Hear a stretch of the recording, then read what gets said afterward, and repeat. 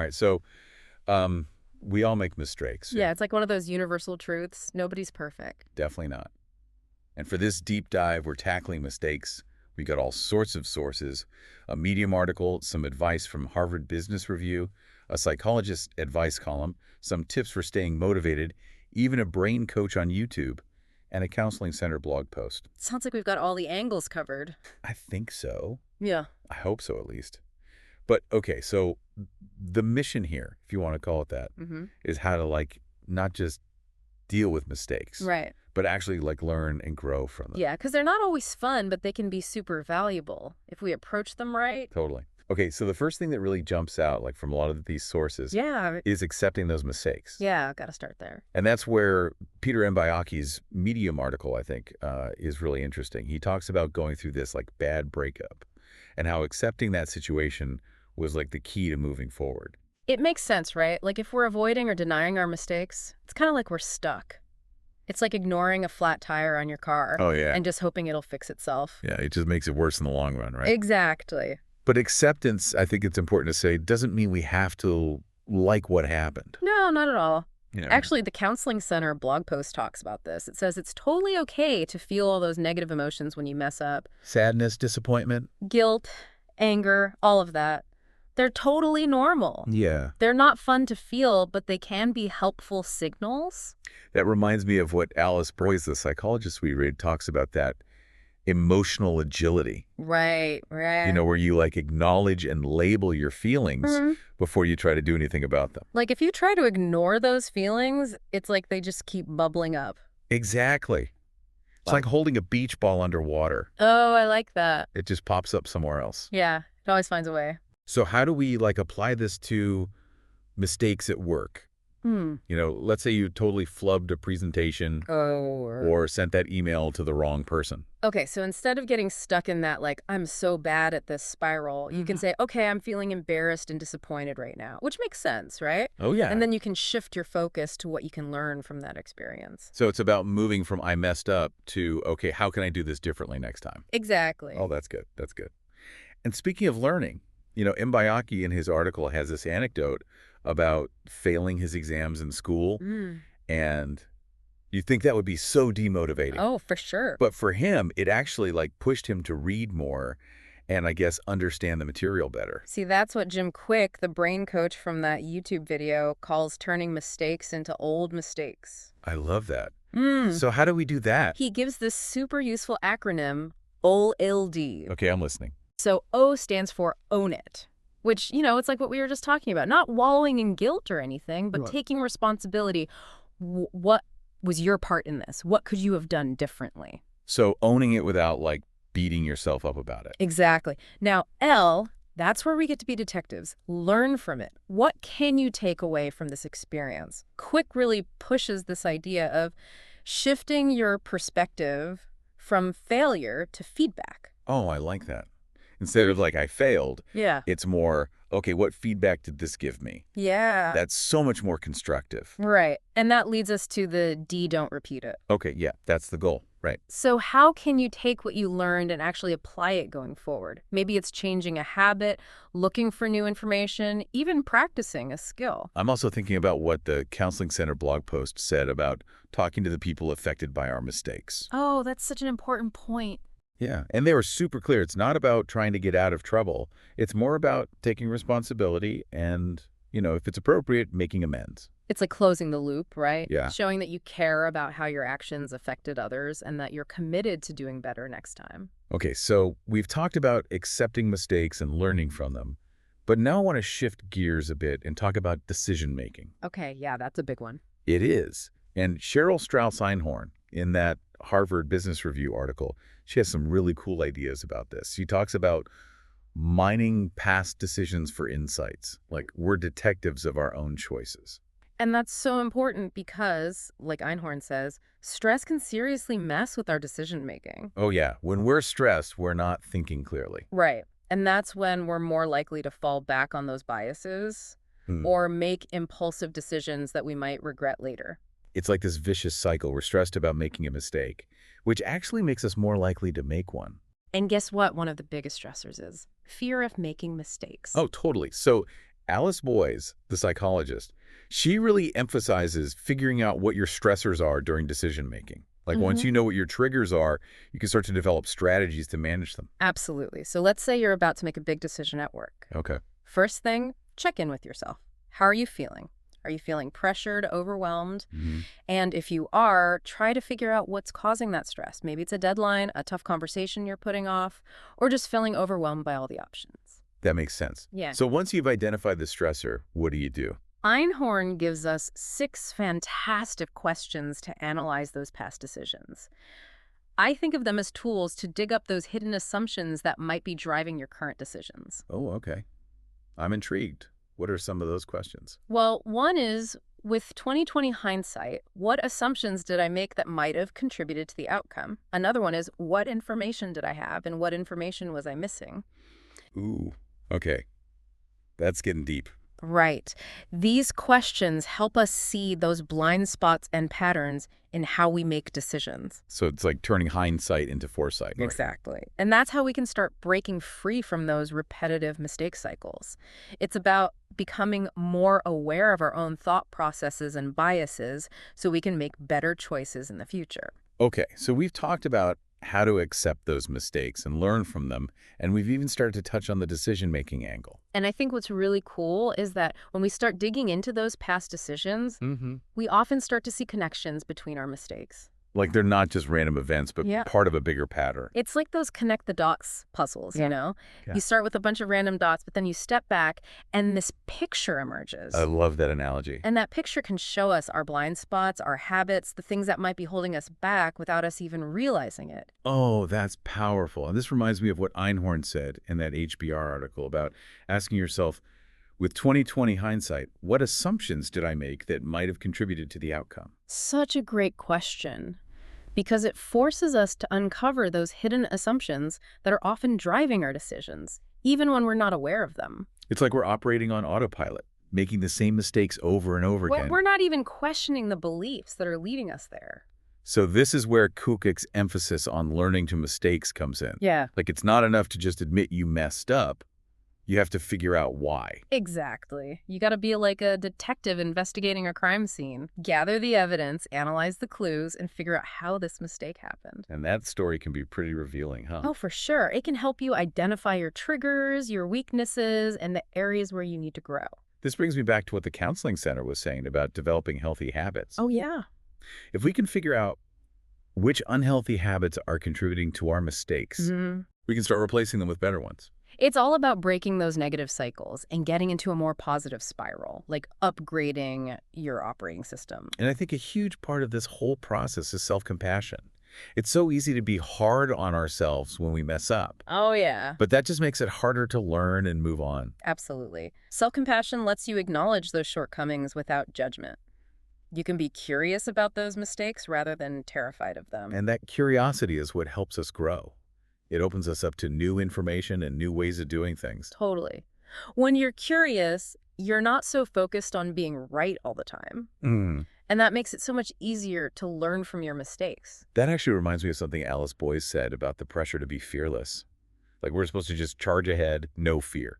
Yeah, and she argues that trying to suppress fear can backfire big time. Like trying to hold that beach ball underwater. Exactly. It's going to come up somewhere else. So what does she suggest instead? She says it's better to acknowledge your fears, figure out where they're coming from, and then use that information to make smarter choices. So instead of letting fear paralyze you, you use it as information. Right. Think of it like this. Fear is a smoke detector. It's telling you there might be danger, but it doesn't necessarily mean the house is on fire. You got to investigate, assess the situation, and then take action. I love that. Okay, so how would you apply this to, say, the fear of making a mistake in a new job? You know, that first day jitters kind of thing. Oh, for sure. So let's say you're starting this new job and Yeah. you're super anxious about messing up. Instead of trying to ignore that fear, ask yourself, what specifically am I scared of? Okay. What's the worst that could happen? So let's say I'm afraid of making a mistake that costs the company money. Okay, good example. Now ask yourself, what can I do to minimize that risk? Maybe it's double checking your work, asking for clarification, or getting feedback from your colleagues. So it's about being proactive, not letting that fear control you. Exactly. And remember, Everybody makes mistakes, especially in a new environment. It's how you handle them that counts. This reminds me of the story Einhorn told about Stacy, the CEO who kept making bad hires. Oh yeah, Stacy. She was so focused on finding candidates with the perfect resume, she missed other important qualities. Like initiative, communication skills, that sort of thing. Exactly. And that's a perfect example of how our fears can make us miss important information. It's like we're so worried about avoiding one type of mistake Right. that we become blind to other potential pitfalls. That's why it's so important to take a step back, broaden your perspective, and see the bigger picture. Ask yourself, what are all the factors? What are the potential consequences of different choices? Exactly. It's about shifting from a reactive, fear-based mindset to a more proactive, strategic approach. And that takes a willingness to be wrong, to try new things, and to learn from those mistakes. Which brings us right back to Quick and his oldie mistakes. Yeah. Own it, learn from it, don't repeat it. So simple, but so powerful. Right. It really captures the essence of turning those mistakes into opportunities for growth. And that growth, I think, can be so much more than just learning new skills.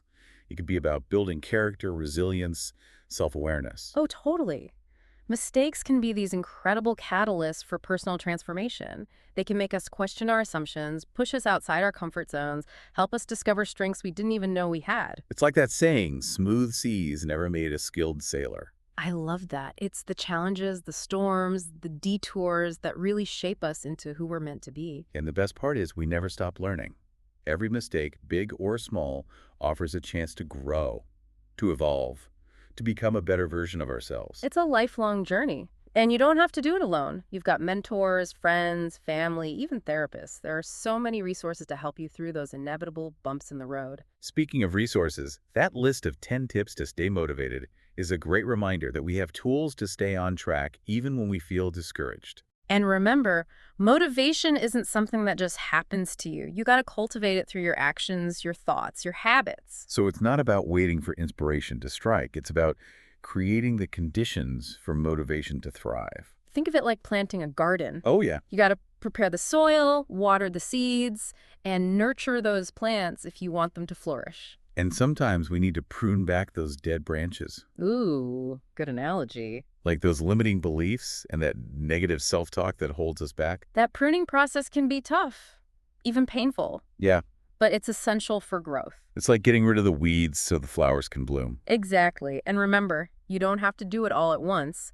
Small, consistent efforts over time lead to the most incredible transformations. It's about progress, not perfection. And every step you take, even in the wrong direction, is an opportunity to learn and course correct. And that's the beauty of it. It's not about arriving at some perfect destination. It's about embracing the twists and turns along the way. Learning to dance with the unexpected, to find grace in our stumbles and wisdom in our missteps. Because ultimately, it's not the mistakes that define us, but how we choose to respond to them. So let's choose to respond with curiosity, Mm-hmm. with courage, with compassion. Mm-hmm. We're all works in progress, perfectly imperfect. You got it. You know, it's funny. We often think of mistakes as these like isolated incidents, like little blips on the radar. Yeah. But what if we kind of like zoom out and look at the bigger picture? It's amazing what you see when you do that. We often start to see connections between those mistakes. Like, they're not just random events, they're part of a larger pattern. It's like those connect the dots puzzles, you know? Exactly. You start with all these random dots, but then when you step back, boom, there's a picture. And that picture, what can it tell us? It can reveal so much. Our blind spots, our habits, those things that are holding us back without us even knowing it. That's kind of what Einhorn was talking about in that Harvard Business Review article, right? She said to ask yourself, with 2020 hindsight, what assumptions did I make that might have contributed to the outcome? That is such a powerful question because it helps us get to those hidden assumptions that are often driving our decisions, even when we're not aware of them. It's like we're on autopilot, making the same mistakes over and over again. Totally. Because we're not even questioning the beliefs that are leading us there. And that's why what Corrick said about learning from mistakes is so crucial. It's not enough to just say, oops, I messed up. Right. You got to figure out the why. So it's like being a detective, right? Investigating a crime. You gather the evidence, analyze the clues, and put together the story of how this mistake happened. Love that analogy. And that story can be incredibly revealing. It can help you see your triggers, those weak spots, the areas where you need to grow. It also makes me think about what the counseling center said about developing healthy habits.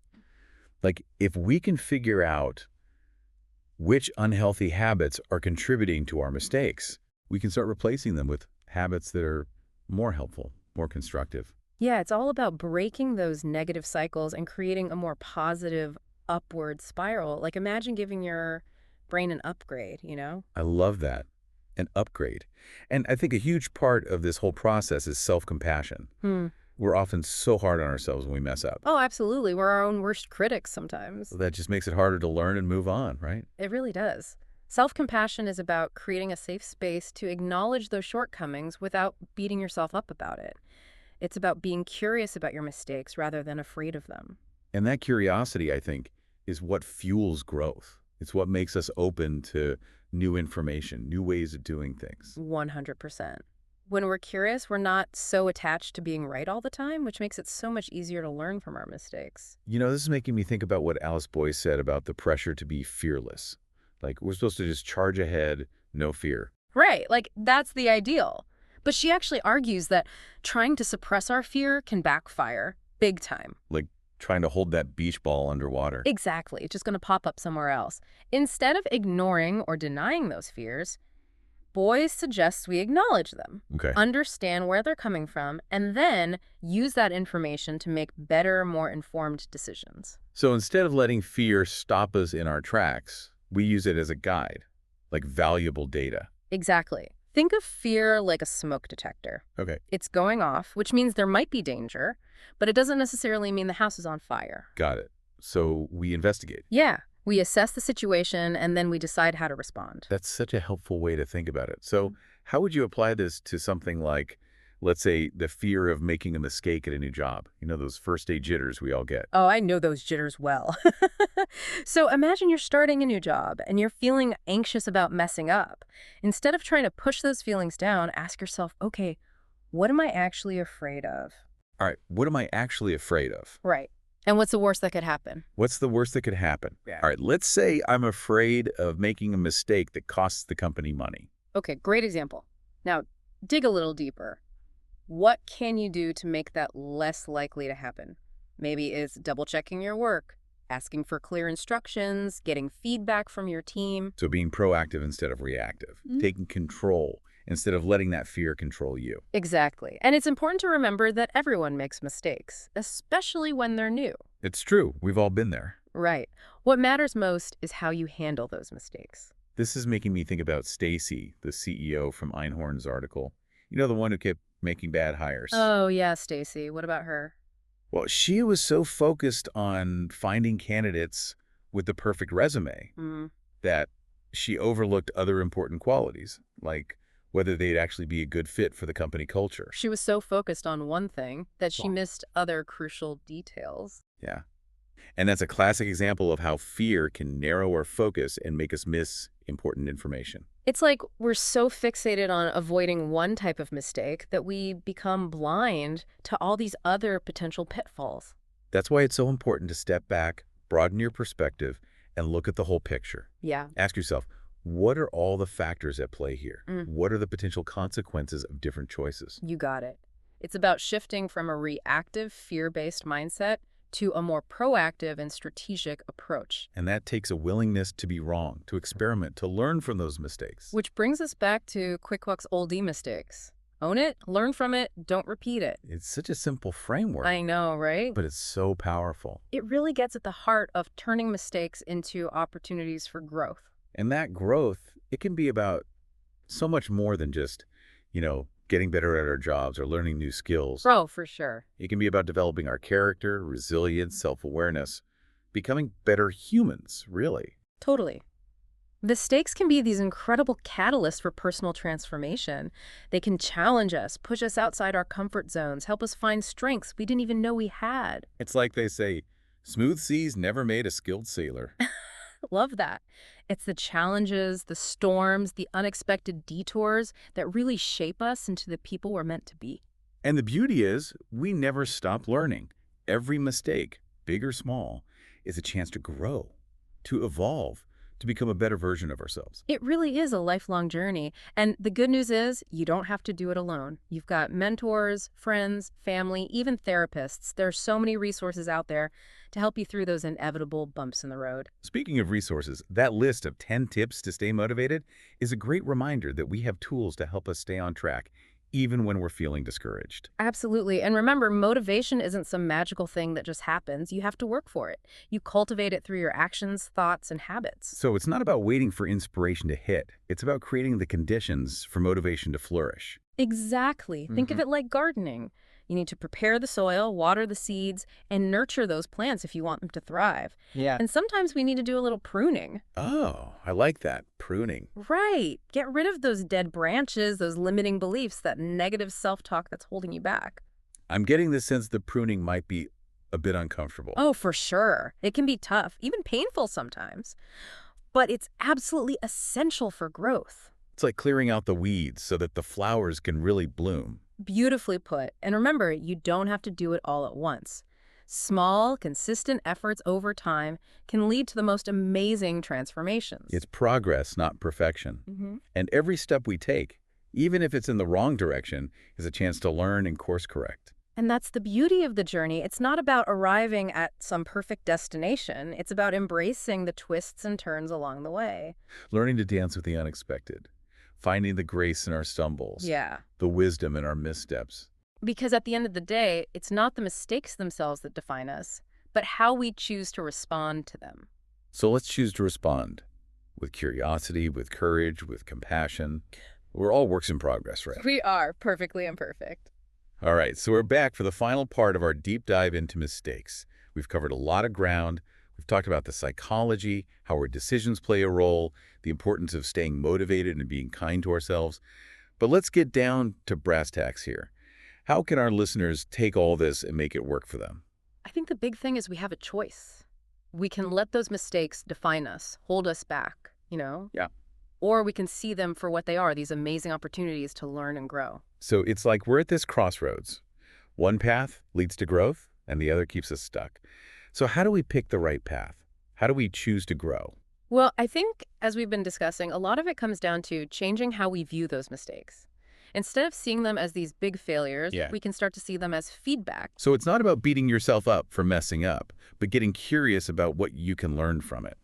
So where do we even begin? I think a good place to start is with QuickWick's OLD acronym. Okay, right. The O stands for own it, don't shift the blame, don't make excuses, just take responsibility for your actions. That can be tough though, right? It can be, but it's also super important. It's about acknowledging our part, even when it's hard. Exactly. And that takes courage, but it's so empowering. When you own your mistakes, you're back in control. You're not a victim of circumstance. You're an active participant in your own life. I love that. It's taking ownership, not just of our mistakes, but of our growth too. Yeah.